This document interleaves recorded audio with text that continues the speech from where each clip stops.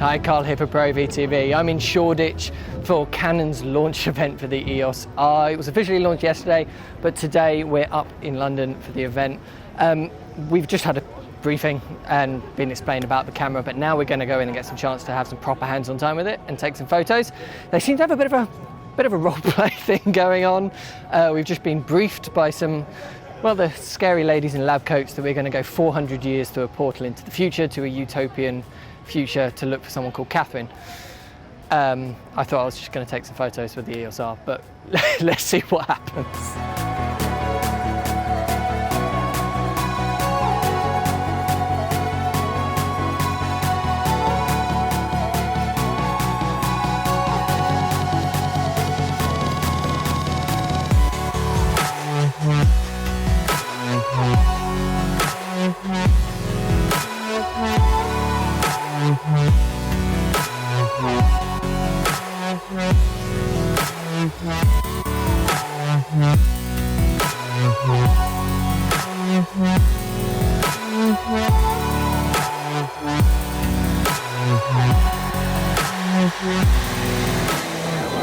So we've come into the main room. It's quite loud, there's a lot going on in here. There's actors and actresses everywhere in character, and it's very dark in here. Canon are obviously trying to show off this low light focusing ability, but even in this speed, like I'm mainly taking video rather than stills, but the autofocus in video is just fantastic, and the touchscreen seems to be one of the most responsive I've ever used. It even seems more responsive than the C200, things like that.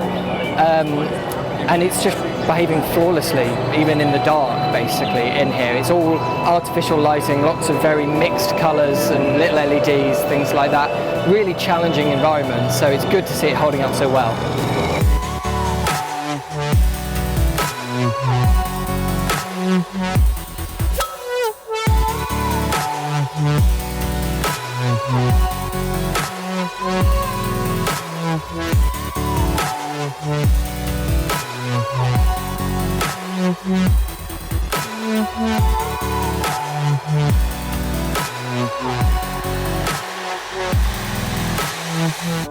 So this is Canon's most customizable camera yet. You can customize everything on this, from what the dials do down to the medium function bar on the back.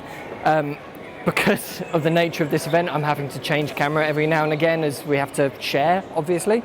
So I'm spending most of my time dialing the settings back to what I want them to be for this video. But that just shows just how much you actually can customize, because there's a good few things. You can really get this set up exactly the way that you want it, and it's going to feel like a personal camera to you.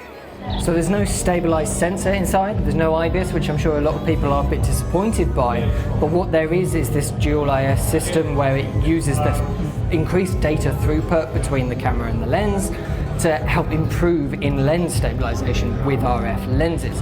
So obviously all of this today is shot handheld. All this video is shot with the 24 to 105 kit lens. So not only is that not great for the low light situation with an f4 lens, but it's also just one standard in-lens IS, when for the entire thing I'm shooting normally quite telephoto in handheld.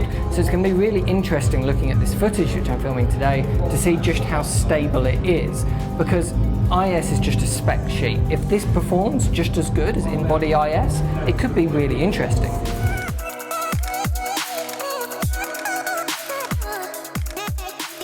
Okay, now I've got the footage back into post and I can look at it on the computer. I'm really quite pleased.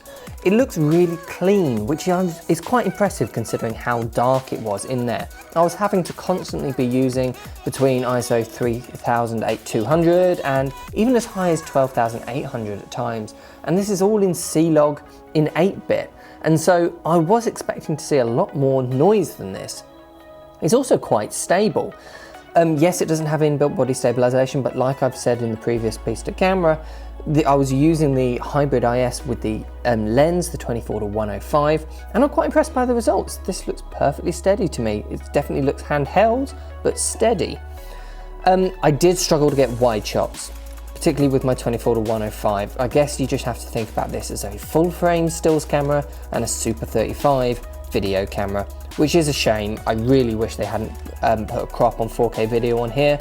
We can work around it though, especially because we can now use EFS lenses, like the 17-55 lenses like that.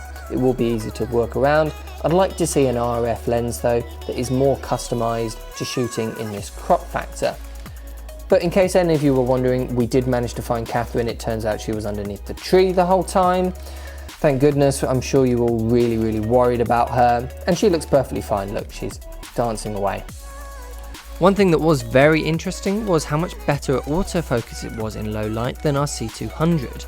Our C200 we were using for the behind the scenes camera was really struggling in this light situation, but the EOS R, absolutely rock solid all the time. Really impressive stuff. Overall, I loved shooting with the EOS R, and I'm really happy with this footage so far.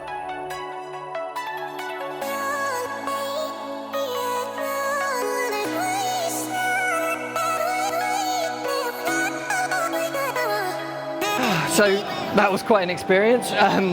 Apparently we've been to the future, and it turns out the year 2418 is hot, dark, sweaty and crowded. But it was quite an experience, and I'm really itching to get back and have a look at what the footage actually looks like. All of this was filmed in 4K in the 480 megabits a second all-eye codec. And I managed to customize and steal a camera long enough to customize it the way that I wanted. The way that I actually settled on was shooting in manual exposure with obviously my shutter speed at 1/50th and f4 to get the maximum light as possible because it's really dark in here. And then setting the control ring at the front of the lens to be ISO. So I was actually riding my ISO up and down throughout the filming, just like that with the front ring. And that's how I was controlling my exposure, which worked really well. And then I found holding it up to my eye like this means it's much more stable, and because of the touchscreen on the back, you can control where the focus tracking goes with that, and it's a really nice way of working. I really did enjoy that. So overall, I think it's been very positive. I can't wait to see what the footage looks like. Let me know in the comments what you think of the footage. Is it any good? I don't know yet. Let me know. Thank you so much for watching. If you want to pre-order an EOS R, of course the links are in the description. Thanks for watching, and I'll see you in the next one.